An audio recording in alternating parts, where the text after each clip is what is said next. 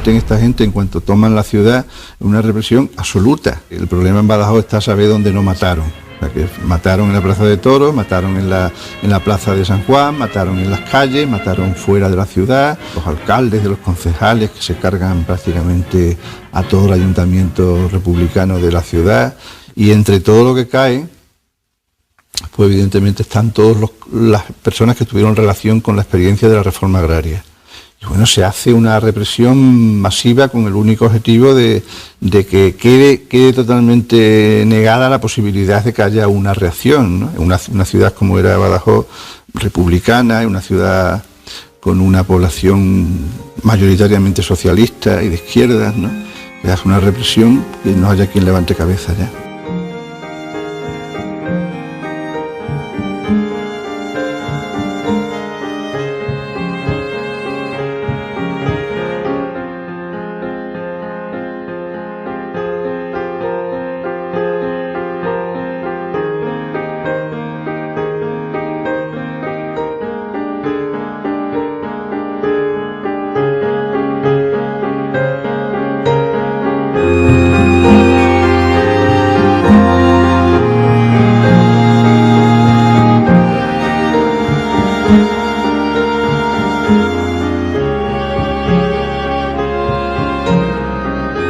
Con una particularidad, gran matanza había habido en Cádiz, matanza había habido en Jerez, en Sevilla, en Huelva, en todos sitios había habido grandes matanzas del calibre de la que ocurre en Badajoz, no son ni mayores ni menores. El problema de la de Badajoz es que tuvo testigos y ocurrió lo que no había ocurrido en ningún sitio, y es que esas fotografías y esos testimonios salieron por la frontera y desde Lisboa se distribuyeron por Europa. Un testimonio precisamente procedente de Salamanca, de un ganadero importante de Salamanca, que habló de un tío totalmente favorable al golpe.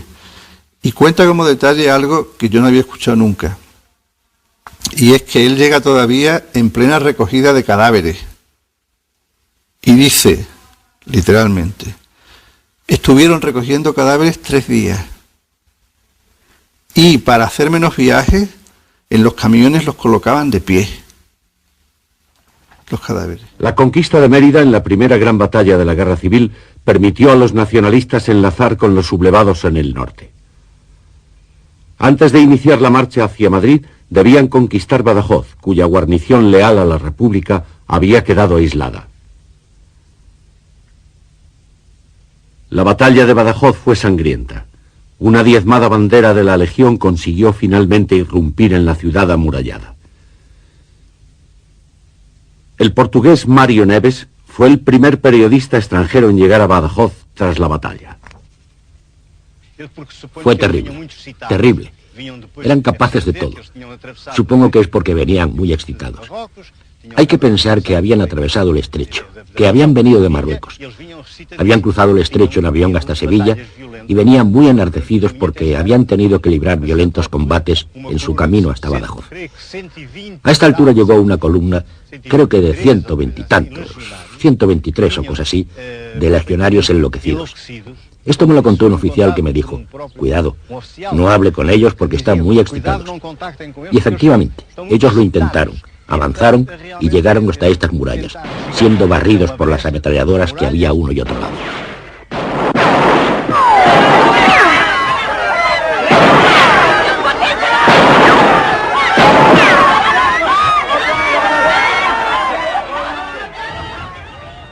Los legionarios habían sufrido enormes pérdidas en el ataque. La lucha continuó dentro de la ciudad. Neves estuvo allí ese día de agosto de 1936. 45 años más tarde, regresó por primera vez. Sí, las personas que intentaban huir se colocaban una tela blanca alrededor del brazo izquierdo, pero los rebeldes, que andaban a la caza precisamente de los combatientes, arrancaban las camisas, las rasgaban sin consideración ninguna para ver aquí la señal de un fusil o escopeta, donde tenían una mancha como si hubiesen disparado mucho. Una mancha negra, y eso bastaba para coger los prisioneros y llevarlos después al destino que nos figuramos. Y eso bastaba para inmediatamente serem presos y después levarem el destino que nos calculamos. Fueron conducidos a la Plaza de Toros. No hubo juicios, ni siquiera preguntas, solo balazos. Intenté entonces acercarme a la plaza de toros, donde ya se decía que había presos, y a varios puntos donde había cadáveres acumulados. Había montones. Allí había muchos, en distintas posiciones dramáticas que realmente producían una impresión extraordinaria. Mientras hice esfuerzos por entrar en la plaza, lo que conseguí, y me quedé hablando con los guardas. En aquel momento dentro de la plaza solo había 2 cadáveres en medio del ruedo. Sin embargo, en los toriles distinguí claramente a varios prisioneros. Me di cuenta de ello, pero no quise hablar con ellos, tan impresionado me sentía. Pero ya estaban, esperando su momento final. Estaban ali à espera do seu momento final. Se dice que más de 2000 personas fueron ejecutadas en esos primeros días. Neves superó su repugnancia y se convirtió otra vez en reportero.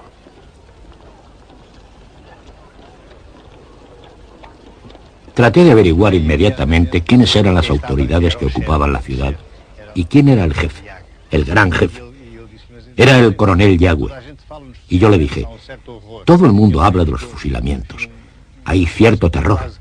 Yagüe reaccionó con cierta indiferencia a lo que yo le había dicho. Pero, ¿es que hay realmente fusilamientos? ¿Cuántos? Yo le dije que se hablaba de 2000. Y él me miró, vaciló y me dijo, quizás no sean tantos, pero con un aire que confirmaba perfectamente los rumores que se extendían por la ciudad. 3 días después, Yagüe fue entrevistado por un periodista norteamericano. El coronel nacionalista veía en las ejecuciones un imperativo militar. ¿Cree usted que iba a tomar 4000 prisioneros rojos mientras mi columna seguía adelante contrarreloj?, le preguntó Yagüe. Claro que los fusilamos. ¿Acaso los tenía que haber dejado detrás mío para permitir que Badajoz fuera rojo otra vez? Nadie sabe exactamente cuántas personas murieron en la matanza de Badajoz. Los cadáveres fueron depositados en el cementerio, incinerados y arrojados a una fosa común. Ni siquiera hay una placa en su memoria. Se veía una nube de humo sobre el cementerio desde aquí, desde este lado. Y al día siguiente vine directamente a curiosear para saber qué pasaba. Entonces tuve la visión más dantesca de mi vida periodística.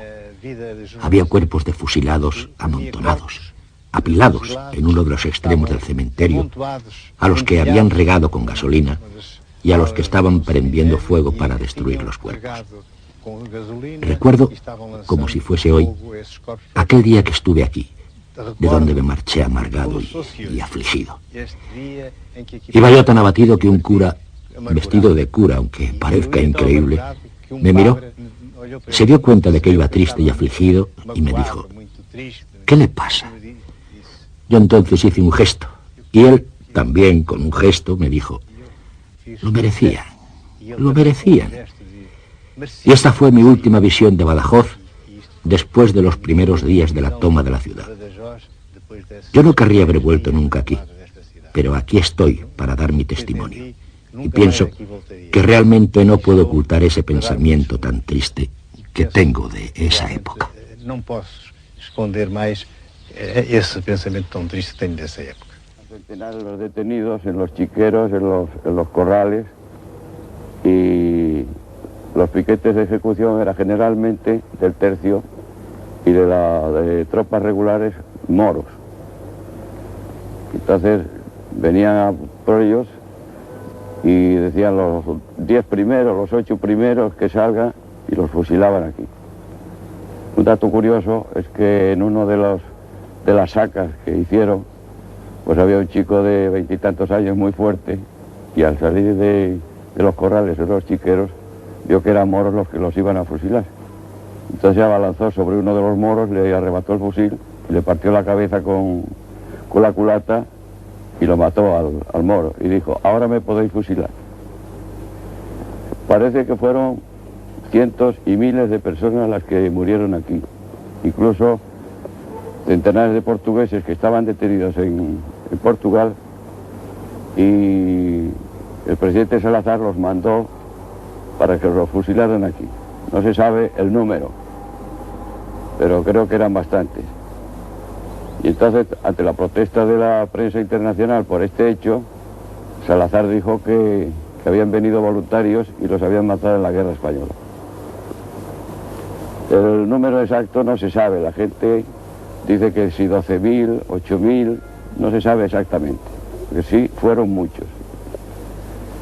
Después, ante las protestas de la prensa internacional por los hechos que ocurrieron en la plaza, modificaron un poco los fusilamientos y entonces de anochecido o de noche sacaban en camiones a 20 o 20 y tantos cada noche y los llevaban al cementerio de ellos. De un lado, muy salvajemente, por una gente muchas veces de una cultura inexistente, y por otro lado el salvajismo lo hacían gentes de guante blanco. A mí que un obrero asturiano de repente me degolle a un cura me parece más normal que no que un señor como el general Yagüe, cuando tomamos Badajoz, se subió en un camión y dijo, había la plaza de toros donde estaban los de la derecha, ¿no? Se subió a un camión y dijo, los que están en la plaza son los nuestros, los que están fuera, a por ellos. Y allí, chico, salieron los moros, cuchillo en mano, y fue una escabechina, ¿no?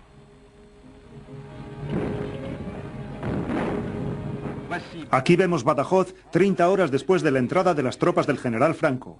El ejército rebelde ha recibido refuerzos desde Marruecos. La entrada de las tropas franquistas en Badajoz el 14 de agosto del 36 se hizo tristemente famosa por su crueldad. En la ciudad extremeña se repitieron como un ritual las escenas de violencia que ya se habían vivido en otras poblaciones por donde avanzaba aquel ejército de moros, requetés, legionarios y falangistas. La diferencia es que en Badajoz había diversos periodistas extranjeros, como el francés René Brit, que filmó a escondidas unas imágenes que dieron la vuelta al mundo. Supe que fusilaban a los prisioneros y a primera hora de la mañana me fui a ver aquel espectáculo y pude grabar estas imágenes. 20 días después de la difusión de estas imágenes fui detenido acusado de comunista. Otro de los testimonios de excepción de la matanza de Badajoz fue el periodista portugués Mário Neves, corresponsal de guerra del Diario de Lisboa. Sus artículos relataron al mundo lo que había ocurrido. Había prometido no volver a aquel escenario, pero hace 20 años respondió a la llamada de una televisión británica. Se sentía obligado a explicar lo que vio. Los metieron en una plaza de toros. Sin juicio, por supuesto, sin preguntas ni investigaciones. Solamente un tiro. Yo quería ir a la plaza de toros porque me habían dicho que allí había algunos prisioneros y montones de cadáveres. Yendo hacia allí, vi una fosa llena de cadáveres apilados. Yacían en unas posturas tan dramáticas que causaban una extraordinaria impresión. Al día siguiente fui al cementerio para saber qué había ocurrido. Presencié la visión más dantesca de toda mi vida como periodista. Los cadáveres de los fusilados estaban amontonados en un rincón del cementerio y los habían incendiado con gasolina para destruirlos.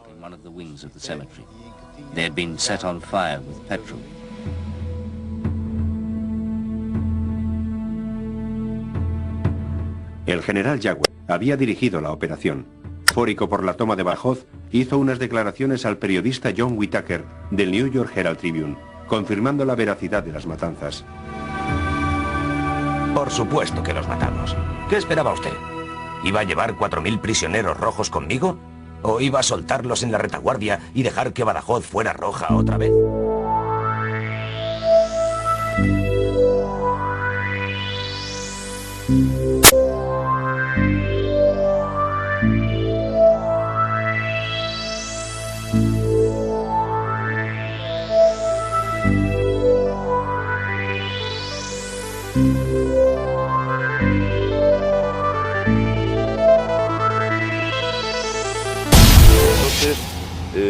Cuando entran en la ciudad, durante toda la tarde del día 14, están matando gente, están asesinando gente, sobre todo en la zona al principio en la zona de San Juan, de la catedral, y ahí esa tarde hubo cientos de asesinatos en la propia plaza de San Juan, incluso en la propia catedral.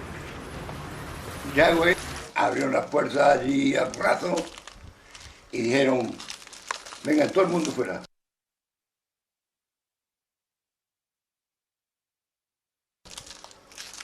Tiraron de todo eso para allá y nos dejaron aquí a 10 o 12 o 14, no sé. Le dice el cabo del tercio, le pregunta a Yahweh, dice, ¿y con esto qué hacemos? Y Yahweh dice, que se vayan, fuera, que se vayan. Y a romper la gira que hay aquí, nos sale un oficial moro, con la pistola así en la nuca, ahí se ve. Ahí estamos los cuatro, ahí se ve y el oficial muerto. ¿Dónde vais? Pues a casa. Venga, al montón. ¿Dónde venís? De ahí de esa calle.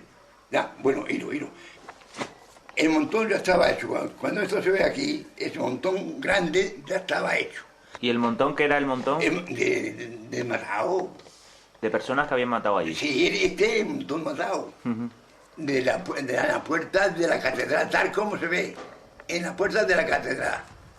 Cuando ya estaba un montón formado, como una barba, pero venían los otros, iban subiendo encima de los matados. Y de que ya se subían todos al montón de los matados. Entonces las ametralladoras empezaron una así. Desde donde están las ametralladoras. Y esto es la sangre que corría que emanaba del montón. A una calle que tiene aquí así por abajo. Se llama la calle Vicente Barran. Vicente Barran, la calle que va a la sangre.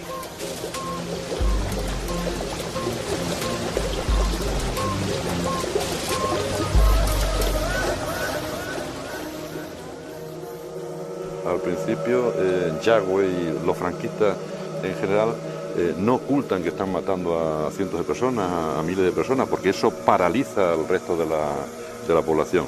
Pero en ese momento, el día 14 cae la ciudad de Badajoz y el día 15 a primeras horas, el día 15 de agosto a primera hora de la mañana, entran desde la frontera, desde la raya de Calla, desde Portugal, entran 3 periodistas que son los que dan a conocer al mundo la noticia de las matanzas de Badajoz. Uno de ellos es Mario Neves y 2 periodistas franceses que vienen con él, Marcel Dany y Jacques Bertel. Ellos son los que dicen al mundo que en la ciudad de Badajoz están siendo masacrados cientos o miles de personas. Bon. Parce qu'il faut vous dire qu'on nous avait accusé qu'il passait dans les journaux et sur les écrans des photos soi-disant interdites prises par nous à Badajoz. Le 8 septembre, dans la nuit, on vient me chercher, tu t'en rappelles? Parfaitement, pas. Et on m'emmena, on m'avait déjà fait les promesses de me fusiller, là on m'emmena en pleine nuit, je ne sais où. C'est après qu'on m'a laissé à la prison, où donc pendant 6 jours je suis resté. El propio Mario Neves, unas horas después de que caiga la ciudad, le pregunta al teniente coronel Yagüe en un despacho del Ayuntamiento de Badajoz, le pregunta que cuánta gente ha muerto, se habla de 2.000 ya te digo que es a primeras horas de la mañana del día 15, se habla de 2.000 fusilados. Y Yagüe le contesta que no deben ser tantos, pero no lo niega. Y unos días después, Yagüe abandona la ciudad de Badajoz el día 19 de agosto y sigue hacia Madrid. En su camino hacia el Tajo es entrevistado por el periodista, por Whitaker, y le pregunta a Whitaker a Yagüe si es verdad que han muerto en la ciudad de Badajoz varios miles de personas. Y Yagüe lo dice claro, muy claro, está publicado en el año 1936 y después. Le dice, ¿qué quería usted? Que 4.000 rojos que había en la ciudad de Badajoz, 4.000 milicianos que se nos habían opuesto y tal, los dejáramos con vida y Badajoz siguiera siendo rojo otra vez, teniendo que avanzar como vamos contrarreloj hacia Madrid. Es decir, el propio Yagüe reconoce que ha fusilado al menos a 4.000 personas desde el día 14 hasta el día 18-19 de agosto.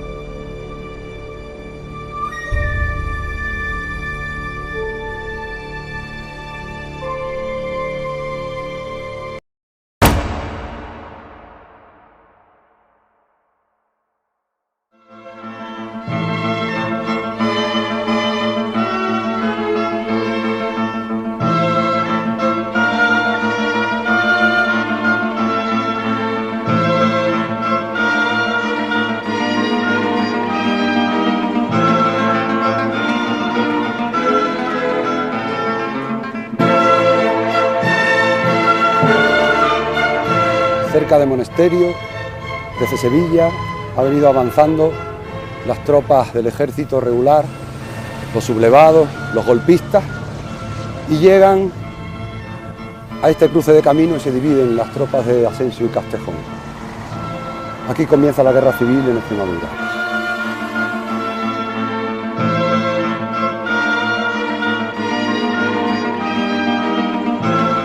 Yo vengo de un tiempo de cerezas, de la espiga, del viento y de la hoz, mapa que retiene la memoria como fotografía en blanco y negro. Yo vengo de un tiempo que me nombra, con espada de madera y crucifijo. En la escuela se cantaba el cara al sol y en la calle a Molina y Joselito. Era el tiempo de la pana y los remiendos, del café de extraperlo, de la sopa de tomate y de patata, del pecado que mata, del miedo, del castigo y del perdón. Era el tiempo de temer a Dios. Extremadura, tanto la provincia de Cáceres como la provincia de Badajoz, era entonces sí eminentemente campesina. Ten en cuenta que el 63-64% de toda la superficie catastrada en toda Extremadura pertenecía a unas pocas familias. Y los yunteros, los que tenían una yunta, aperos de labranza, pero no tenían tierra, y sobre todo los jornaleros, que eran miles de jornaleros, pues prácticamente estaban en paro la mayor parte del año. Porque era la época del rey, de Alfonso XIII, y los ricos iban cada vez más en opulencia, pero nosotros los pobres íbamos cada vez peor. Por eso que al caer la monarquía, lo primero que piden los campesinos a la República es la reforma agraria, que haya reparto de tierra, ¿no? Cuando en 1936, en las elecciones de febrero de 1936, el Frente Popular vuelve a ganar, los campesinos ya no esperan. En un solo día, el 25 de marzo del año 36, toman prácticamente toda la región y reparten las 3.000 fincas más importantes, mayores de Extremadura, se las reparten 60.000 campesinos y, como te digo, todos a una se ponen a arar a las 5 de la mañana, ¿no? Ellos dicen que al grito de Viva la República. No sé si gritaron Viva la República en ese momento, pero lo que sí hicieron fue la revolución agraria. Más que una reforma agraria, fue una revolución agraria. La revolución agraria se hace solamente en Extremadura. Y entonces decían que había que darle un escarmiento a todos los revolucionarios e incluso a sus descendientes. Y esas son algunas de las claves, quizás, quiero entender que son algunas de las claves, por lo que la represión posterior fue en la provincia de Badajoz, sobre todo, en la capital y en toda la provincia, mucho mayor que en el resto de España. Esa fractura entre la Extremadura que tenía y la Extremadura que no tenía es la que explica en buena parte lo que después ocurrió en la República, la adhesión de la gente normal y corriente, de la gente común, a un régimen que por fin le permitía atisbar un poco de libertad y sobre todo de justicia también. De esperanza también, de futuro, ¿no? Había una clase media progresista que apoyó mucho la República. La mayor parte del tiempo en Zafra hay un ayuntamiento socialista, gobernado por José González Barrero, presidido por José González Barrero. Entonces, en Zafra se había vivido la República, bueno, pues también con mucha pasión, ¿no? Cuando llega el año 36, en febrero del 36 las elecciones ganan las derechas en este pueblo. A poca diferencia de la izquierda, pero ganan las derechas. Era un pueblo, por tanto, que mantenía, no era el típico pueblo extremeño en ese sentido. A partir del 7 de agosto comienza a aplicarse una mecánica que después se tuvo a lo largo de toda la subida de las columnas hacia Mérida, en Badajoz, e incluso hasta llegar a Toledo, ¿no? Las columnas africanas. 3 cañonazos para un poco intimidar y que la gente se supiera a qué se atenía.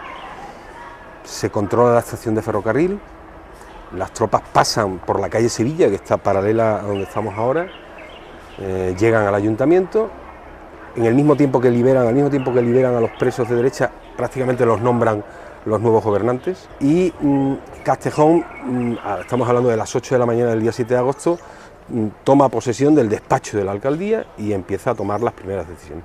¿Y esas decisiones cuáles son? Lo primero que le interesa a Castejón es neutralizar a la izquierda. Y aplica un procedimiento que lo recuerdan algunos de los que estuvieron cerca, otros han muerto, pero tuvieron oportunidad de comentarlo, incluso personas de derechas que estaban físicamente allí. Castejón pide que se le presente una lista con el 1% de la población. ¿Cuántos habitantes había en ese momento? En torno a 7.000. Y de esos 7.000 habitantes, bueno, pues salía aproximadamente unas 70 personas, ¿no? Comienza un tira y afloja entre la gente que está allí, porque con independencia de su sintonía ideológica con los sublevados, bueno, pues también había afinidades personales con algunas de las personas que empezaban a aparecer en la lista. Y algunos intentan quitar algún nombre, de hecho lo quita. Cuando los militares ven la dinámica lógica, en cierto modo, de protección que algunos empleaban, pues les empiezan a exigir que sí, que quiten el nombre que quieran, pero que pongan 3. Al final la lista queda reducida a unas 43 personas, 45 personas, que son mandadas a buscar a las casas y que con colaboradores y gente que ayuda a esos menesteres, ¿no? Pues se apilan, no se les mete en una cárcel, no, se les pone en el centro de la plaza del pueblo, para que todo el mundo rodeado con militares y con curiosos que empiezan a acercarse porque no comprendían cómo don fulanito o doña menganita, que eran personas normales y corrientes del pueblo, estaban allí detenidas, ¿no? Cuando terminan estas disposiciones, alrededor de las 12 de la mañana, de la 1 del mediodía, las tropas salen del pueblo hacia los Santos de Maimona de nuevo, y ese destacamento pequeño, unas 100 personas aproximadamente, unos 100 militares, va detrás, lleva atados, ¿no? Con cuerdas, unos 40 y tantas personas, alrededor de 40, 50 personas. A medida que va saliendo, cada cierto trecho va parando la comitiva, ¿no? Se separan de la cuerda a 8, a 9 personas, se las pone junto a una piedra y se le fusila. No hay ni un solo juicio, claro. De esa forma, Castejón, que se va con las tropas, está diciendo cómo tienen que actuar después. Ese es un procedimiento que ocurre en todos los pueblos, ¿no? Así se le dice a los que quedan cómo tienen que actuar, ¿no? Digamos que se aten los machos y que se los aten no solo los de izquierda, también los de derecha. Incluso de los 222 zafrenses que murieron fusilados en la guerra, hay solo 4 casos en los que hubo un procedimiento judicial. Estamos hablando de fusilamiento en la posguerra, y ninguno de esos casos se dieron en el caso en Zafra. Pero es que había una estrategia premeditada de exterminio. Es un ejemplo claro de cómo fue la guerra en el sur durante, sobre todo los arranques, ¿no? En los primeros momentos. Tu padre, José González Barrero, alcalde socialista de Zafra, salvó a los presos de derecha de que fuesen linchados, ¿no? Eso me lo contaba mi madre, que mi padre decía a los suyos: no nos manchemos las manos de sangre, no nos manchemos las manos de sangre. Luego se la mancharon los otros con él. Pero los metió allí en ese convento y no les hizo nada más que allí metido, y salvó a las monjas, a los frailes, porque claro, venían gente, mineros y cosas de por ahí, y aquí que venían huyendo del sur, sí, ¿no? Y querían cargárselo porque ya habían visto lo que había pasado. Ya venían viendo lo que pasaba.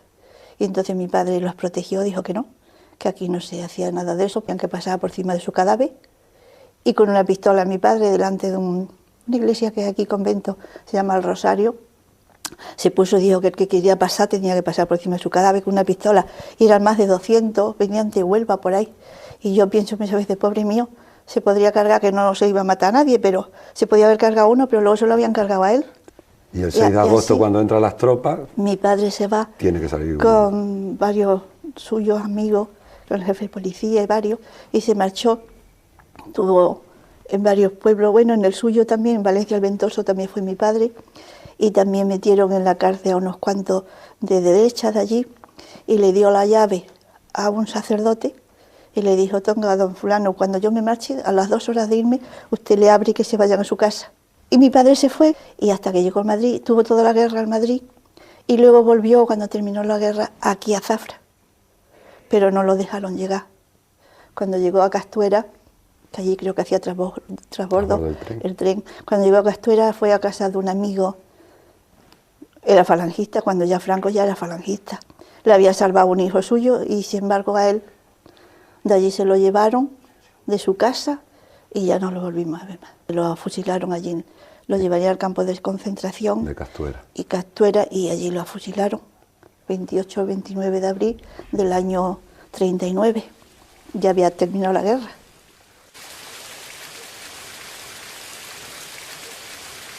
Tenías 12 años el 7 de agosto del 36 cuando entran las tropas rebeldes. ¿Qué recuerdas de aquellos días? Pues mi padre aquella mañana ya estaban las tropas dentro de Zafra, cuando llegó un compañero suyo, un concejal, Francisco Merchán, que le dijo que nos teníamos que ir, Y mi padre dijo que no se iba porque no habían hecho nada, porque se iban ahí. Hombre, tú no sabes lo que han contado los mineros de Huelva, tú sabes igual que yo, ¿no? Y entonces lo convenció. Mi padre se fue a Fregenal de la Sierra. Él tenía un gran amigo, el Cayetano Barroso Perogil, un hombre de buena posición, que le dijo a mi padre que se fuera a su cortijo. Vete a mi cortijo, que allí no te pasará nada y tal. Y mi padre no quiso comprometerlo. Mi padre era un caballero, ¿no? Y entonces se hospedó en una fonda. En la fonda me parece que le llamaban La Esperanza. Curioso, ¿eh? Y allí cuando entraron las tropas en Fregenal, pues le dio un paralí que le cogía toda la parte izquierda, ¿no? Se lo encontró el dueño de la fonda, se lo encontró caído en el suelo, ¿no? Entonces se lo llevaron, yo creo que era un hospicio, no, debió ser un asilo. Y allí, de Zafra, iban y le pinchaban en el brazo. Para ver si sentía. A ver si tenía, sí, a ver si sentía. Y un día, el 1 de octubre, se cansaron, dieron al cementerio y le mataron. Así sin más. Sin más. Resulta que cuando salía la columna, camino de la carretera de Los Santos de Mona, pues detrás de la columna iba un hombre solitario, ¿no? Y a pesar de que los soldados le decían que se fuera, ¿no? El hombre seguía tras de la columna. Esto fue a las afueras de Zafra, ¿no? Y cuando apartaron a 8 o 10 personas para fusilarla, mientras la columna seguía su camino y se preparaba el piquete para fusilarlo, este hombre aligeró el paso, se puso al lado de su esposa, se abrazó a ella y dijo, ya pueden, diría, ¿eh? Lo fusilaron juntos. Se trataba de Rafael Torregrosa y su esposa era doña Juana la Maestra. ¿Qué pasó con su padre después del golpe? Mi padre que le fusilaron por no cogerme a mí. ¿Iban a por usted? Porque como iban a por mí y yo me largué, pues se vengarían los hijos de su madre con mi padre. Ajá. ¿Y usted sale huyendo de Fuente de Cantos y viene para acá? Claro, yo salí huyendo de Fuente de Cantos y me corrí todos estos términos. Y de aquí fuimos a parar a Zaino, a la frontera portuguesa. ¿Y no la dejaron pasar? Y no, sí me dejaron. Lo que nos enteramos que Salazar nos entregaba por barco a Franco y este dice, yo pa' aquí no entro, a mi tierra grulla, aunque sea con una pata.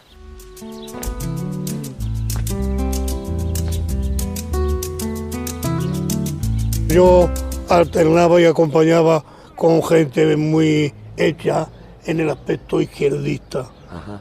Unos pertenecían a la CDT y otros a la UGT. Y yo me encargué por la CDT. ¿Por los anarquistas? Y en Medellín, como yo era cabo, pues tenía que estar allí con una escuadra. Y en un plan de mucha obediencia, pues todas las notas que cogíamos de noche, las luces que por la carretera de Santa María se veían todas las luces, y las luces mayores las considerábamos como de camiones que entraban en el frente, y las luces más pequeñitas, coches, y todas estas notas las íbamos haciendo, cogiéndolas para la mañana siguiente, dárselas al teniente que teníamos allí a nuestro servicio.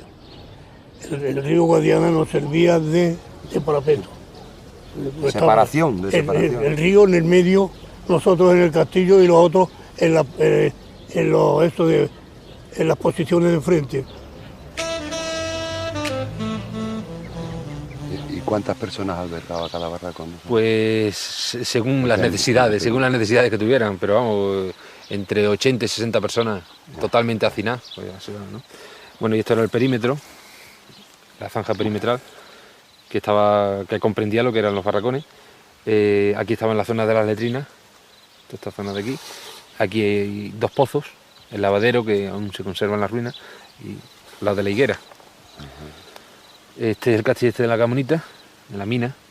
Está fuera del campo, pero sí había, igual que el puesto de mando que estaba aquí, pues había dependencias de la custodia, de lo que era la organización del campo. El campo se empieza a construir antes de finalizar la guerra, en marzo del 39. La orden de su construcción es a principios de marzo, y para mediados ya se estaba construyendo con un batallón de trabajadores prisioneros. La extensión son 72.000 metros cuadrados, lo que es el espacio que está comprendido dentro de la zanja perimetral y la alambrada. No era toda esa extensión desde un principio, y fue variando. Hay un vacío documental bastante importante con respecto a la gente que pasó aquí, el número en sí, ¿no? Hay distintos estadillos, pero que no contemplan lo que es la vida útil de este campo, que se desarrolló durante un año, prácticamente desde marzo del 39, como te he dicho, hasta marzo del 40. Es uno de los mayores referentes de lo que fue la existencia del campo, lo que es la mina de la Camonita, que se llama, donde supuestamente pues arrojaron a republicanos atados unos con otros, ¿no? Lo que se llama la cuerda india. El grupo de prisioneros que entraba al campo de concentración dejaba de ser personas, las palizas eran continuas. Lo que era el vivir cotidiano, la falta de agua, la falta de comida, los alojamientos que tenían, y luego lo que eran las sacas. Hay muchísimos testimonios, ¿no? que hablan de las salidas de aquí del campo, sobre todo por la noche, y con una cadencia pues que todavía no está determinada. También el paso del tren, muchos testimonios aseguran que aprovechaban el paso del tren, sobre todo de mercancías, que ya lo tenían cogida a la hora, para arrojar a la gente a la mina. No se puede saber con exactitud, pero hay un número aproximado de prisioneros. ¿Cuántos serían? No, bueno, se puede decir de 15.000 a 20.000.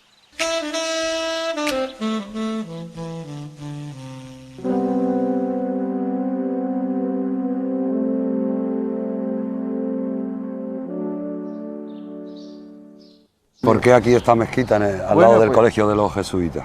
Porque, claro, al ser una fuerza que va en cabeza siempre, pues se producían numerosísimas bajas, ¿no? Entonces toda la ruta tienen que ir acompañándola de hospitales donde se internen esta gente, que van cayendo desde Cádiz hasta Madrid, pues imagínate, ¿no? Entonces aquí, claro, encuentran un sitio idóneo. Este centro en esa época era, desde el año 32, en que se le quitó a los jesuitas, se estaba utilizando como instituto de segunda enseñanza. Y claro, cuando pasan en el 36 esta gente, ven que es un sitio magnífico para lo que ellos consideran que puede servirles, y se convierte en hospital de sangre. Y fíjate que mueren, todos los moros que mueren, se les crea un cementerio especial que hubo aquí en el pueblo hasta hace poco, y son varios centenares los que cayeron en esos años, ¿no? Es curioso, ¿no?, que la España católica eche mano de los moros para la reconquista de España, ¿no? Bueno, se produce un hecho muy interesante, ¿no? Y es que, llamándose como se llamó desde rápidamente, en cuestión de semanas ya se habla de cruzada, ¿no? Bueno, pues es una cruzada en la que se utiliza como fuerza de choque precisamente a los moros que se traen de África, ¿no? Y bueno, esos son los que se lanzan contra los supuestamente ateos, las masas infieles republicanas, ¿no? Porque el papel de la Iglesia en esos años es clave también, ¿no? Bueno, la Iglesia es un papel fundamental, porque la Iglesia durante la República se había sentido acosada, y entonces, bueno, en el 36, cuando se produce el golpe, la Iglesia se vuelca con ese golpe, y sobre todo, vamos, el papel fundamental que juega la Iglesia es la legitimación que le da al golpe, ¿no? Los militares sin la Iglesia difícilmente hubieran podido mantener ese discurso, ¿no? Y la Iglesia le aporta legitimidad, y además le aporta el discurso de la cruzada.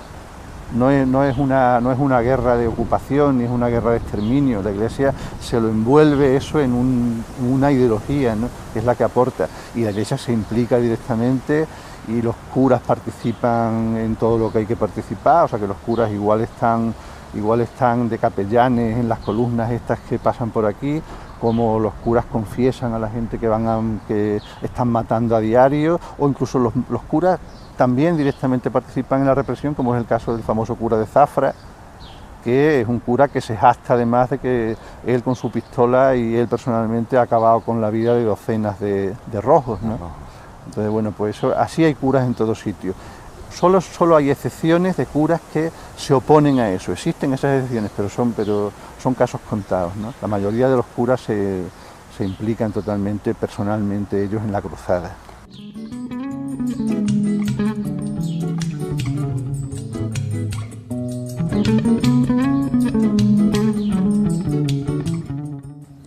Hay un día importantísimo en tu vida, el 1 de mayo del 36, sí, que tú haces de abanderada.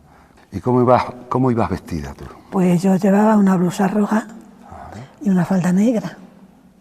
¿Anarquista sí, eras? Yo pues sé lo que era, ¿O simbolizaba? Porque había así un gazpacho, los comunistas, los socialistas y todo estaba junto. Era una manifestación unitaria, sí. Tú eras el símbolo de esa unidad. De todo aquello. Llegan las tropas, toman Llerena, sí. La poca resistencia que hay, se refugia en la iglesia. Sí. Y entonces, bombardean la iglesia y la queman para que salgan. Sí, ¿no? Para que salgan, sí. Y matan a todo el que encuentran en ese momento. La plaza era creo, yo no la vi, pero decían que aquello era daba miedo de ver a tantísimos muertos como había en la plaza. Y entonces yo el día 31, me parece que fue, no recuerdo bien, pues iba yo a casa de una vecina y me dice el marido, vete a tu casa corriendo que vienen por ti. Y entonces yo se lo dije a mi padre y dije, vamos, y me saltó por las paredes y me llevó a una casa que estaba mi novio y estaba un amigo de mi novio, y allí estuvimos los tres. Yo estuve 3 días, él estuvo más. Más allá del miedo, que es evidente, ¿qué sensaciones tienes tú a partir de los años posteriores de esa tragedia, ¿no? Sigue el miedo, más miedo todavía, más miedo. ¿Y estuviste? Hombre, yo estuve mucho tiempo sin salir de casa. ¿Cuánto tiempo estuviste? 2 años, por lo menos estuve, sí, o cerca de 2 años. ¿Que no te atrevías? Que no me atrevía a salir a la calle.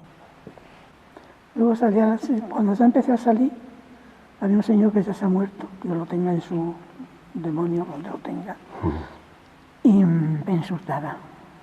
¿Un vecino, una vecina? No, un señor de dinero. Me insultaba, me decía puta roja. Y entonces se llevaron a mi madre. El día 31 estaba mi madre en casa cuando llegaron las tropas. Y al día siguiente se la llevaron. Vinieron los falangistas a por ella. Dice, venga usted con nosotros que vamos a hacer una pregunta. Y no volvió más. Y el día que la mataron, que fue mi abuelo a llevarle el desayuno, le dieron los pendientes. Dice, toma usted, los pendientes de su hija, que su hija ya no está aquí. Pues ya habían matado a mi madre. ¿A dónde fue? ¿En el cementerio? No. ¿En la plaza? No, en el puente Romanza. En el puente. Sí. Estamos aquí cerca de Llerena, estamos a... Sí, Llerena, a 2 kilómetros. Estamos a 2 kilómetros y estos fusilamientos se producen sobre todo entre el día 2 de septiembre y el 8 de septiembre. Porque Llerena es ocupada por las tropas franquistas que vienen al mando de una columna con Castejón, que ocupan Llerena el día 5 de agosto. Realmente a partir del 5 de agosto hay fusilamientos casi a diario. En ese primer momento, en los primeros días, hay 150 personas que son fusiladas, pero hay 2 fechas que son especialmente trágicas, que son el 2 y el 8 de septiembre, como consecuencia que el 31 de agosto hay una ofensiva republicana desde Azuaga, que está en aquella dirección, intentan recuperar Llerena. Entonces, como represalia a esa ofensiva del 31 de agosto, se producen estos fusilamientos del día 2 de septiembre y del 8 de septiembre. ¿Y cuál es la primera noticia que tenéis de la posibilidad de que aquí haya gente enterrada, ¿no? durante todos estos años? Bueno, pues afortunadamente en este caso contábamos con un testimonio directo, un señor que en aquella época era un niño y estaba cuidando ganado por esta zona. Entonces este señor ve que llegan un montón de soldados con falangistas y que traen a personas civiles. Y él desde la lejanía observa todo cómo se desarrolla la acción. Los traen, los fusilan y los prenden fuego. Entonces él eso lo graba en su memoria y cuando llega a casa ese mismo día habla con su padre y cuenta lo que ha visto. Y su padre es el que le dice, pues una de las mujeres que iba ahí es tu madre. Entonces él durante todos estos años pues se quedó con el sitio exacto. De hecho él nos transmitió a través de su sobrino, de Fortu, nos dijo, dice, cuando llegáis al puente del arroyo Romanzal, que es el que tenemos allí, contáis 90 pasos y en el recodo que hace el arroyo, que es este recodo que estamos viendo aquí, en esos 90 pasos empezáis a excavar porque allí van a aparecer. Y efectivamente, vinimos, hicimos unas catas arqueológicas y empezaron a aparecer ya los restos. En esta zona está la arcada dentaria, la mitad de la arcada dentaria, es decir, este sería la muela del juicio, este es el segundo molar. Si ahora nos fijamos, junto a esta mujer, a esta persona, nos aparece algo que es de extraordinario valor para nosotros, para los paleopatólogos, ¿no? Nos aparece un segundo molar de niño. Claro, entonces esta mujer posiblemente tenía un niño, o iba con un niño. Entonces, bueno, tenemos aquí una mujer, ya os digo, entre 27 y 29 años. 29, posiblemente madre, sí, con un hijo, ¿no? Sí, sí. No, esta persona es una persona adulta, como la otra, pero a diferencia de la otra, que puede tener alrededor de 29 años, esta calculamos, el cálculo que hemos hecho María Jesús y yo, es de que tiene aproximadamente 59 años. Si nosotros vemos una pequeña malformación en un hueso del pie, pues nos da mucha información. Si nos dice, pues mire, por ejemplo, mi padre tenía una ampolla en el pie y iba cojeando. Bueno, pues a lo mejor eso le llegó a deformar su hueso del pie. Claro, y a nosotros... eso traería una deformación aquí, en concreto en este hueso, ¿no? Que vendría aquí. ¿eh? Claro, por ejemplo, una deformación en el calcáneo. Pues a nosotros nos da mucha información y a lo mejor sin necesidad de recurrir a técnicas tan costosas, a lo mejor como puede ser ADN, decir, bueno, pues seguro que este puede ser su padre, porque es que aquí no hay nadie más que tenga una malformación en un pie o en un hueso. No es lógico que en la fecha en la que estamos todavía tengamos personas tiradas por las cunetas. Y a muy pocos kilómetros pues tenemos un cementerio de combatientes italianos que fueron enviados por Mussolini para luchar con Franco y están en sus tumbas identificados con sus nombres y apellidos, con sus cruces, y es un lugar, pues bueno, para recordar que pues, está bien que todos los combatientes tengan esa posibilidad, pero estas personas que estaban aquí... También tenían un nombre y merecían la... Exactamente, y han estado pues, bueno, pues como animales aquí tirados. Y la experiencia tuya en ese sentido, sobre todo a nivel de los jóvenes. Y yo le conté mi pena, que en los pies míos vi a mi padre morir. Por eso yo canto esta copla, Pachato, el olvido. Y le canto yo a mi madre, madre, si en el mundo está, no tengas pena por mí, que yo me hallo cantando en la cala de Madrid. A ver, pero... Eso ha quedado en la televisión. Bueno, el vaquerito se llamaba Joaquín Gómez Alarcón y fueron a detenerlo para llevarlo a la cárcel y entonces no estaba y se llevaron al padre se llamaba Justo. Lo llevaron a la cárcel y entonces el vaquerito, cuando se enteró que se habían llevado a su padre por él, pues fue para que lo soltaran y se quedase él. Pero nada, se llevaron a los varios días, se llevaron al vaquerito y a su padre y a varias personas más al cementerio y lo fusilaron. El vaquerito tuvo dos suertes. La primera suerte fue que no le dio ningún impacto del fusilamiento y como iba amarrado con el padre cayó al suelo y se hizo el muerto. Entonces cuando le dieron el tiro de gracia tuvo la segunda suerte Y es que el tiro de gracia le rozó brevemente la sien y no lo mató, lo hirió. Entonces cuando ya se fueron, se soltó del padre, saltó la tapia del cementerio y corrió hacia Valencia del Ventoso. Allí una familia en un cortijo lo ampara, lo cura, lo cuida, y él pues ya cuando ya pasa la columna hacia la zona republicana, pues marcha con ellos, hace la guerra en la zona republicana, e incluso como era cantador hace una letra en la que cuenta su historia vital, su peripecia vital, y sale incluso en la Pirenaica, su madre la escucha y el pueblo de Fuente de Canto la escuchó y se la aprendió, y algunas personas todavía la recuerdan y la cantan, como por ejemplo Genaro, que sabe algunos trozos de esa copla. El 19 de julio del 36 comienzan una serie de grupos armados, con escopetas de caza fundamentalmente, a detener a los derechistas y los traen aquí al ayuntamiento. Era un día muy caluroso y entonces deciden traerlos aquí a la iglesia. Casi 60 personas, entre ellas algunas mujeres y algunos niños, son detenidos y los entran aquí en la sacristía. Entonces, fuera había un ambiente de violencia y de provocación, había amenazas, algunos grupos pensaban atentar contra la vida de los detenidos. Las autoridades estaban intentando impedirlo. Las autoridades, ayudados por miembros del Comité del Frente Popular y algunos líderes obreros y sindicalistas, estaban intentando que no se produjera ningún tipo de acto violento. Entonces, mientras los estaban entrando por la parte de la iglesia, de la puerta central, la puerta de la epístola, por la puerta del Evangelio entraron gasolina y material inflamable. Y en un momento determinado salió la iglesia ardiendo. Fuera había algunos que, ya digo, estaban en contra de lo que se estaba haciendo y protestaron contra ello, y alguno le hizo algún disparo.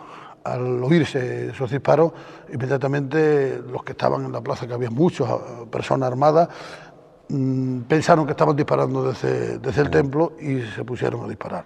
Algunos, como vieron que se les disparaba desde aquella puerta, intentaron salir por ahí, y al salir a la calle pues les dispararon y murieron aquí 12 personas. ¿Y cómo termina esto? ¿Cómo sale el resto de la gente que estaba detenida?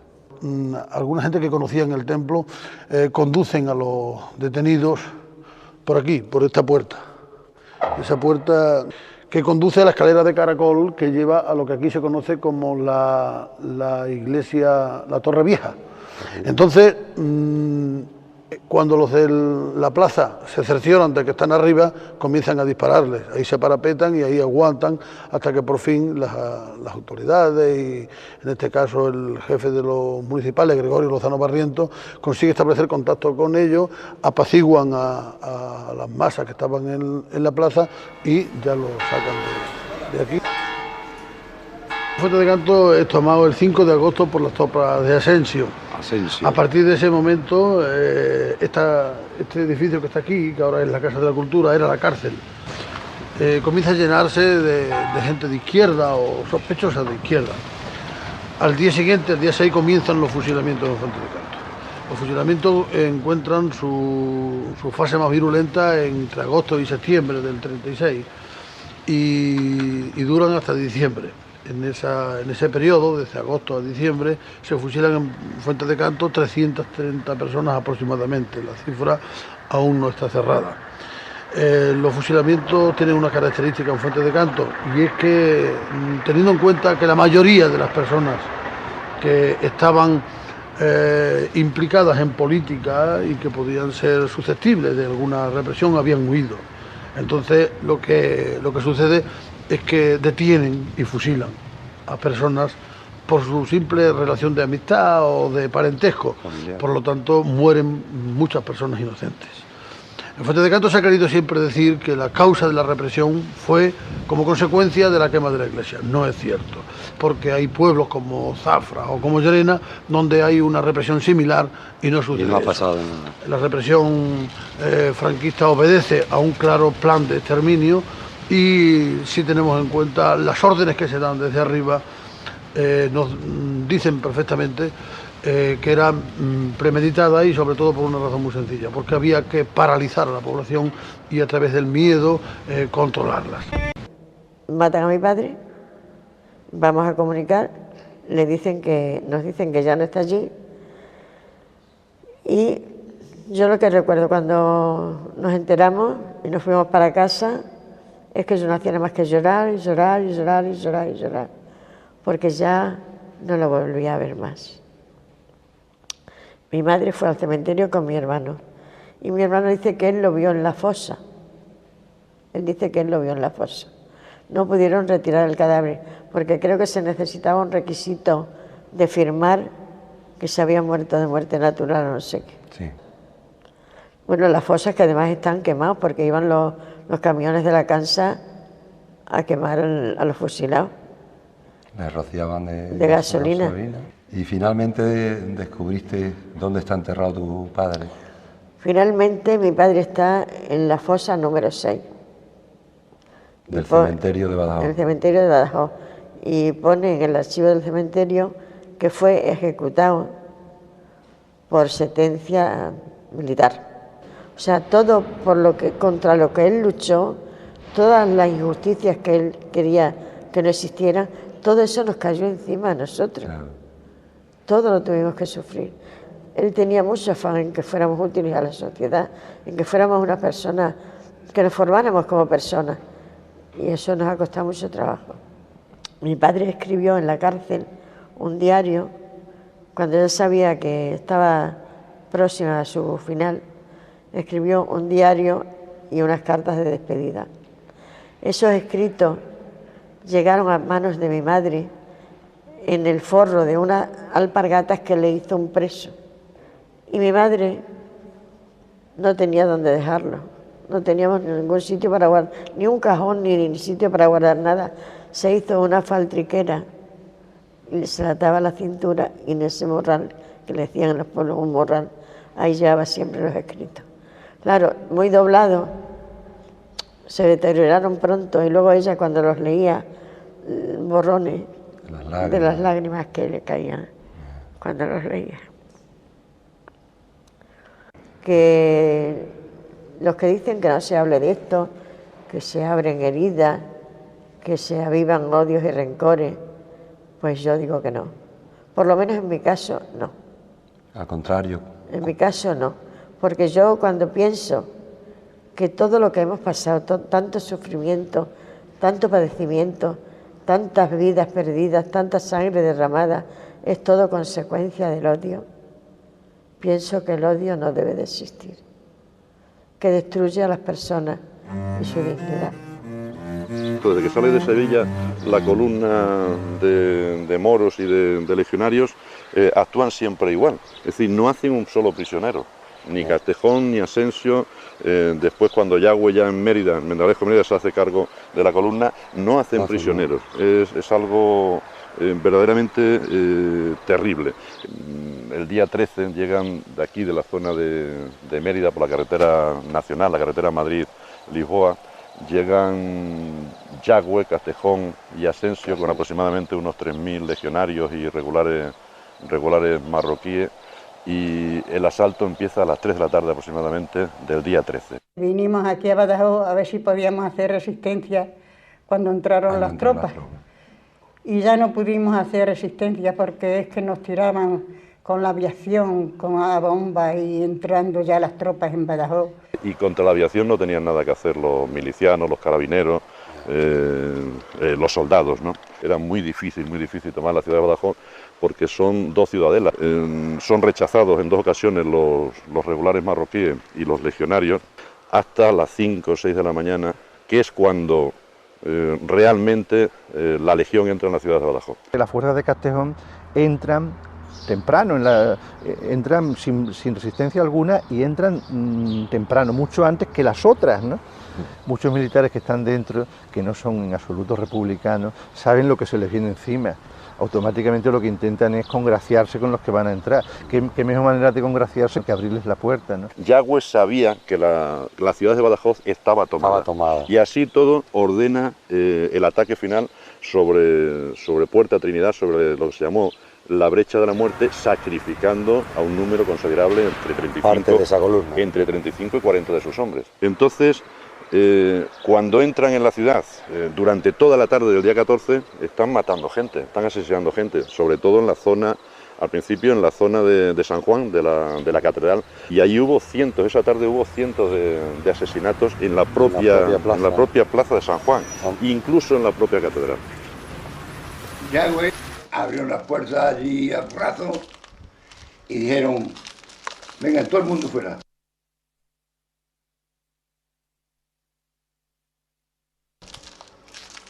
Tiraron de todo eso para allá y nos dejaron aquí a día 12 o 14, no sé.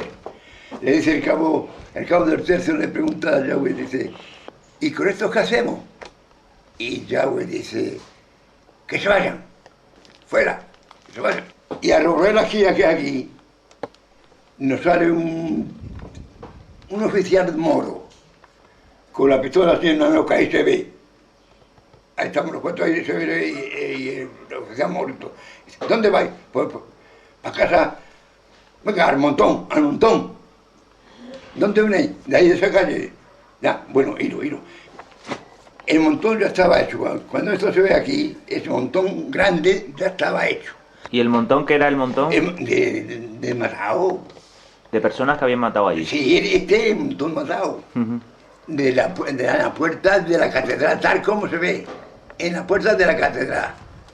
Cuando ya estaba un montón formado, como una barba, pero venían nosotros, iban subiéndose encima de los matados.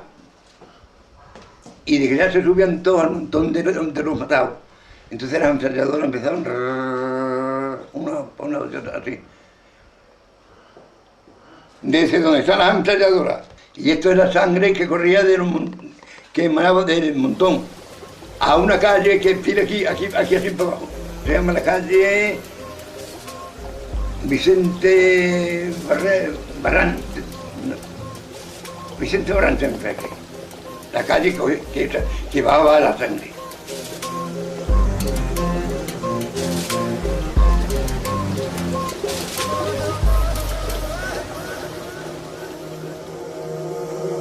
Al principio, Yagüe y los franquistas en general no ocultan que están matando a cientos de personas, a miles de personas, porque eso paraliza al resto de la población.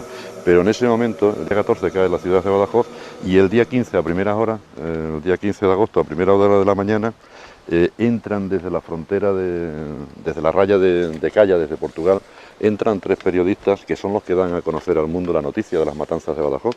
Uno de ellos es Mario Neves y 2 periodistas franceses que vienen con él, Marcel Dany y Jacques Bertel.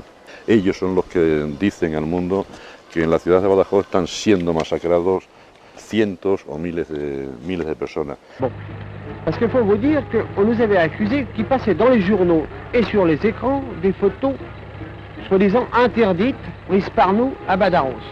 Le 8 septembre, dans la nuit, on vient me chercher, tu te rappelles? Parfaitement, pas. Et on m'emmena, on m'avait déjà fait des promesses de me fusiller, là on m'emmena en pleine nuit, je ne sais où. C'est après qu'on m'a laissé à la prison, où donc pendant 6 jours je suis resté. El propio Mario Neves, unas horas después de que caiga la ciudad, le pregunta al teniente coronel Yagüe en un despacho del Ayuntamiento de Badajoz, le pregunta que cuánta gente ha muerto, se habla de 2000 ya te digo que es a primeras horas de la mañana del día 15, se habla de 2000 fusilados. Y Yagüe le contesta que no deben ser tantos, pero no lo niega. Y unos días después, Yagüe abandona la ciudad de Badajoz el día 19 de agosto y sigue hacia Madrid. En su camino hacia el Tajo es entrevistado por el periodista, por Whitaker, y le pregunta a Whitaker a Yagüe si es verdad que han muerto en la ciudad de Badajoz varios miles de personas. Y Yagüe lo dice claro, muy claro, está publicado en el año 1936 y después. Le dice, ¿qué quería usted? Que 4.000 rojos que había en la ciudad de Badajoz, 4.000 milicianos que se nos habían opuesto y tal, los dejáramos con vida y Badajoz siguiera siendo rojo otra vez, teniendo que avanzar como vamos contrarreloj hacia Madrid. Es decir, el propio Yagüe reconoce que ha fusilado al menos a 4.000 personas desde el día 14 hasta el día 18-19 de agosto. Luis, cuando tú eras niño en esta ciudad, hay recuerdos en ti, aunque tienes 11 años, hay recuerdos en ti, ¿no? De cómo era la vida. Yo tengo recuerdos, pues probablemente desde los 3 o 4 años, pero sobre todo es el asesinato de mi padre y de su hermano pequeño. Que tu padre se llamaba como tú, Luis, y su hermano Carlos. Carlos. Y entonces, de todo aquello me acuerdo perfectamente, sobre todo la madrugada del 19 de agosto, en que me despertaron los gritos de las mujeres de casa de que los habían matado aquella mañana. Y durante muchos años, y así lo mantuvo el régimen, pues no éramos las víctimas, no, éramos los que merecíamos aquello y éramos los verdugos. Vamos, exactamente lo contrario de lo que realmente era. Bueno, entendiendo que erais, pertenecíais a la clase privilegiada económicamente, ¿no? Bueno, en el caso de mi padre y de mi tío, pues quizás fuera de todos aquellos 4 o 5 mil que reconocía Yagüe haber mandado a asesinar, eran quizás los que tuvieran una posición más elevada. No, claro, sí, porque por ejemplo don Ángel Joven tenía fincas para parar un tren y lo torturaron para sacarle las listas masónicas, por ejemplo. Y aquí donde estamos ahora, esto era la fosa común donde a los que quisieron o pudieron trajeron y enterraron, porque muchos los quemaron con gasolina. Y justo en la esquina aquella de allí abajo, la más cercana a la ciudad, es donde se hicieron muchos fusilamientos y donde había pilas de cadáveres. Réussira-t-elle à enrayer ces atrocités, à mettre fin à cette tuerie fratricide? ¿Y esta injusticia se repara hoy día? Por ejemplo, aquí que venís, desde el año 86 se vienen haciendo homenajes, ¿no?, a los fusilados. Se hizo por el ayuntamiento, el primer ayuntamiento socialista, se hizo este modesto monumento, pero por lo menos conmemora la cosa. Si esto es hacer justicia, bueno, pues no es justicia, porque la justicia ya no es posible hacerla. Aquella gente murió, sus familias sufrieron lo indecible. Les quitaron todo, ¿no? La vida. Les quitaron la vida, les quitaron a la familia. La provincia de Cáceres, pues prácticamente en su totalidad, entre el 19 y el 20, quedó bajo control de los sublevados. Badajoz, al contrario. La razón fundamentalmente fue que allí el general Castelló, el jefe de la fuerza militar del regimiento en Badajoz, se posicionó claramente a favor de la República. Y aquí no. Y eso fue determinante. Aquí el coronel era un hombre débil, ignoró que desde abril habían estado conspirando parte de sus oficiales y tan solo horas antes de salir las tropas a la calle se lo plantearon como un hecho consumado. O aceptas o no aceptas. Y aceptó, evidentemente. Julián, cuéntanos dónde estamos, qué es este lugar. Pues ahora mismo estamos en el cuartel Infanta Isabel, que fue donde estaba destinado el regimiento Argel. Y al lado un campo de concentración, que estaba ubicado exactamente en la Plaza de Toros. Es la Plaza de Toros, ¿no? Aquí salieron en la mañana del 19 de julio en dirección al centro de la ciudad, concretamente primero al ayuntamiento y después a la Plaza de Santa María, donde se leyó el bando de guerra. Esta es la parte de atrás del cuartel Infanta Isabel. Y aquí es donde estaba el campo de tiro, es decir, donde venían a fusilar a aquellos que eran condenados a pena de muerte en consejo de guerra. Pero se daba la circunstancia que al estar tan cercano a la prisión provincial, los compañeros, los reclusos que estaban en la cárcel, pues escuchaban perfectamente los tiros de aquellos que habían salido a primera hora de la mañana. Hemos encontrado testimonios e incluso cartas, correspondencias de cómo les afectaban mentalmente, psíquicamente, pues un efecto tan demoledor, ¿no? Saber lo que les esperaba. Y efectivamente que aquí pues se estuvo ejecutando a personas hasta aproximadamente 1944 y 1945. Entre paseos y ejecuciones sumariales es decir, por condenas a penas de muerte. En lo que respecta al bando franquista, el total de ejecuciones que hubo aquí en Extremadura aproximadamente son de unas 14.000 personas. Badajoz tiene en este sentido a gala, y perdón por esta expresión, habría que entrecomillarlo, Badajoz tiene a gala de ser la provincia de España más afectada por las ejecuciones por parte del bando franquista. Hasta 12.000 de momento, según nuestros últimos datos extraídos del equipo de investigación de la recuperación de la memoria histórica. Y después, por otro lado, en lo que respecta a Cáceres, esas cifras, pues como digo, se sitúan aproximadamente entre unos 1.500 y 1.600 ejecutados. En cuanto al bando republicano, pues en Badajoz las cifras están en torno a 1.400 personas fusiladas y en Cáceres 130, es decir, unas 1.550 aproximadamente. Aquí nosotros se mataron, digamos la palabra fea, se mataron sobre 20 o 22. Y cuando ellos entraron en nuestro pueblo, se cargaron 420. Sin juicio ni nada, fusilamiento. Nada, en absoluto nada. 420. Hemos paseado por la memoria de un tiempo en que vivir era un peligro, pensar un pecado y comer un milagro. Hemos intentado dar voz a los que durante años y años no han podido tenerla.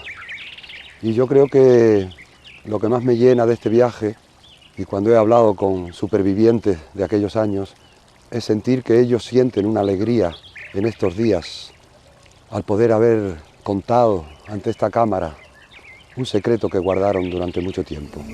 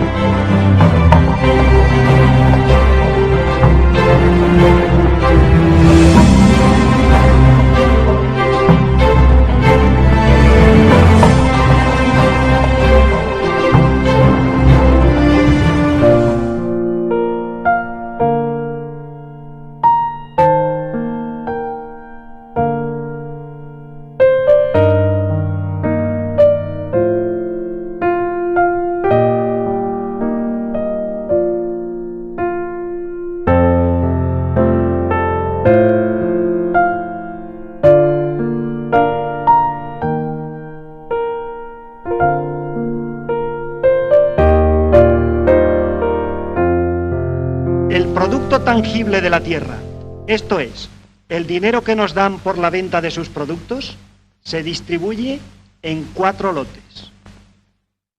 Mejoras que se quedan en la finca, jornales que se gastan cerca de la finca, rentas que se van a donde el propietario vive y contribuciones que pasan a difundirse en la economía nacional, salen de nuestro control, desaparecen.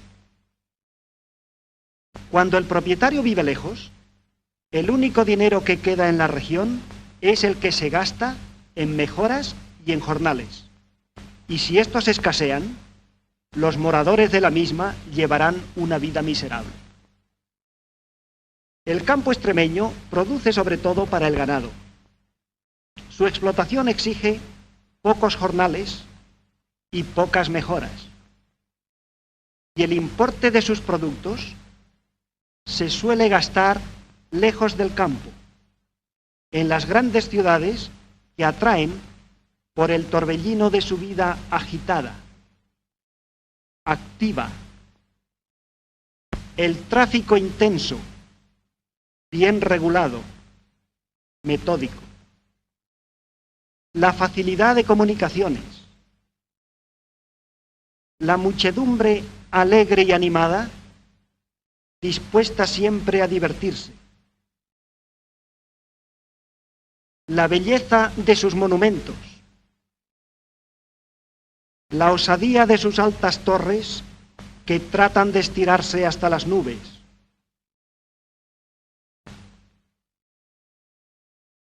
la paz de sus paseos y la vida moderna que deja tan poco tiempo libre para pensar en las tribulaciones del pobre campesino, del pobre hombre que con 2 míseros borriquillos y un arado primitivo constituyen el típico yuntero extremeño.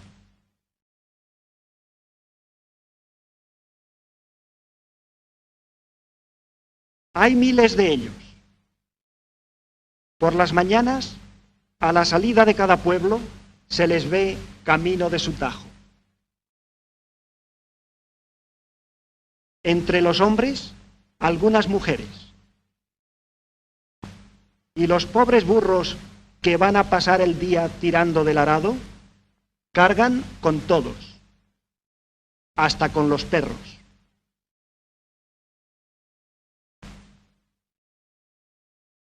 Algunos yunteros tienen mulas, pero son los menos. A la zaga de la procesión vemos un aprendiz de yunta que no se queda atrás. Algunos labran con buenos caballos, pero con arados romanos, y vertederas solo se ven de vez en cuando. Arando pasan el día, de sol a sol, sin más recreo que la frugal comida, un guisadito o un trozo de pan seco, un trago, generalmente de agua, y, como gran lujo, un cigarrillo. Curtidos por el campo, del color de la tierra, rudos, veteranos. Otros, más novatos, conservan cierta presunción de hidalgo extremeño, enseñando orgullosos su arado rudimentario. Una horquilla de madera con una reja puntiaguda y 2 orejas para que la tierra no vuelva al surco. Y si la herramienta es primitiva, ¿qué diremos de la yunta? Filosóficamente aguardan a que termine el rato de descanso, muy rendidos a veces hasta para comer. Y vuelta a la faena, tirando de ese arado que apenas rompe la capa superior del suelo, lo bastante para que penetre el agua de lluvia. Y que solo a fuerza de labrar una y otra vez deja la tierra en condiciones de producir. A veces la yunta labra entre encinas, en tierras con pendiente, y el concienzudo esfuerzo del pobre burro poco puede contra la dureza de la tierra, que queda, después de darle el primer hierro, casi lo mismo que si no se hubiera labrado, notándose apenas la diferencia entre el prado y el surco. ¿Hubiese bastado lo que cuesta un juego de neumáticos para que el yuntero hubiera podido disponer de una yunta fuerte y de una buena vertedera? Una vertedera que vuelque la tierra como vuelca un automóvil en una curva mal tomada, haciendo con ello producir más al suelo y dándole ocasión de labrar con el cariño y el orgullo que proporciona la labor bien hecha. Qué lógico es, por tanto, que al llegar la siega lleguen los desengaños. Campos ralos, sembrados claros, con espigas poco granadas. Y los haces de mies, pocos y con maleza. Dura es la vida del yuntero. A veces una lona le sirve de alojamiento durante los meses de trabajo. Otros viven amontonados donde se pueden meter. En esta cocina guisan 6 familias, y como ajuar, las sartenes en una ventana, un cántaro para el agua y un cuerno para el aceite en un rincón, los aperos en otro, y para completar la vivienda, un camastro de sacos para un matrimonio y unos clavos para colgar su mísero vestuario.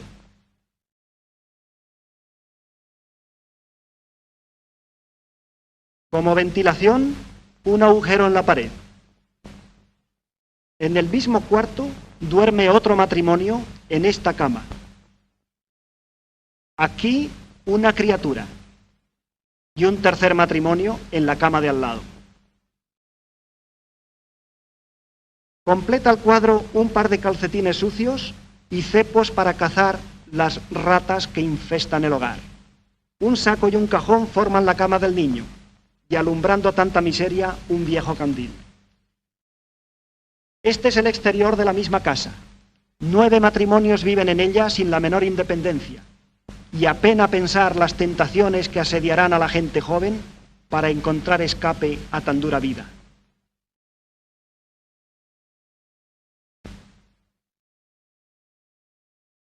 Otros viven en chozos, como los pastores de la Biblia. Terminada la tarea,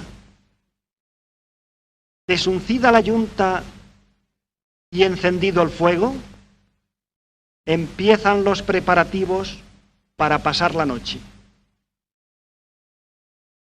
Lo primero es hacer la sopa, pan, aceite, agua y raras veces algo más. Para dormir, un colchón sobre unas piedras. Para sentarse, más piedras, y secándose a la puerta el colador del café.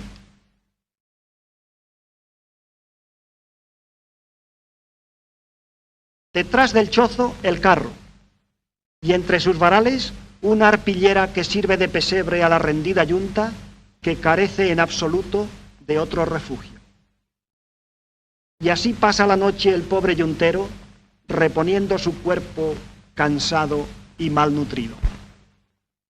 En esta otra casita tienen que dormir en el mismo cuarto 2 matrimonios, los padres, la hija, el yerno y varios nietos. Una hoguera en el centro del cuarto sirve para guisar y como salida de humos, un agujero en el techo. 4 familias han de cobijarse bajo este tejado hundido y hoy son felices porque tienen para comer un cerdo muerto de la rabia que encontró la madre en un campo vecino, arrostrando el peligro de infección por el placer de dejar saciada, por una vez, el hambre atrasada de sus hijos. ¿Por qué tanta miseria en la antes próspera Extremadura? En sus palacios y en sus dehesas había colocación antaño para cuantos no marchaban a otros mundos en busca de gloria y riqueza. Hoy no, y la explicación es muy sencilla. Cada pueblecito tiene que vivir de la tierra que tiene próxima. Cuando le rodean fincas que se cultivan intensamente, que necesitan jornales para producir, el pueblecito vive de esos jornales y el pan no falta. Pero cuando un pueblo está metido entre fincas enormes, sin mejoras, sin cultivos, en las que se ha alterado la costumbre secular de mejorar el arbolado y los pastos, dando a los yunteros del pueblo el derecho de ir labrándolas por partes, haciendo así posible su vida? Cuando se las dedica tan solo a la explotación de las encinas, que proporcionan únicamente jornales a unos cuantos podadores y muy de tarde en tarde algún que otro carbonero, o se dedican a la explotación de esos finísimos pastos extremeños en los que el viento escribe su poema sin fin, haciendo pastar en ellos rebaños que están bien atendidos sin más gasto que los jornales de unos cuantos pastores y zagales? El pueblo, sin jornales, ahogado por la falta de tierra, vive en la mayor miseria.